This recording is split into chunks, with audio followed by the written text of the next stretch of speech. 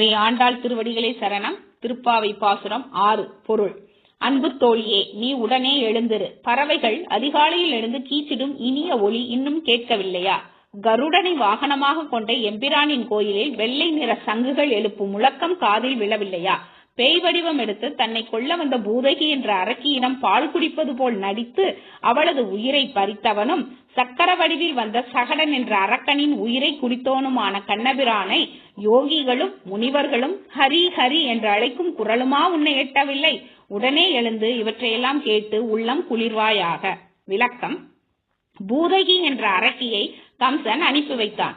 அவளை இம்சை செய்து கண்ணன் கொன்றிருக்கலாம். ஆனால் அப்படி செய்யவில்லை. அவனுக்கு பால் தந்து தாய் ஸ்நானத்தை அடைந்து விட்டாளே, அந்த தாய்மையை பாராட்டும் விதத்தில் அவளது மடியில் அமர்ந்து பாலை குடிப்பது போல் அமைதியாக உயிரை குடித்து அவளுக்கு மோட்சமளித்தான் எம்பெருமான்.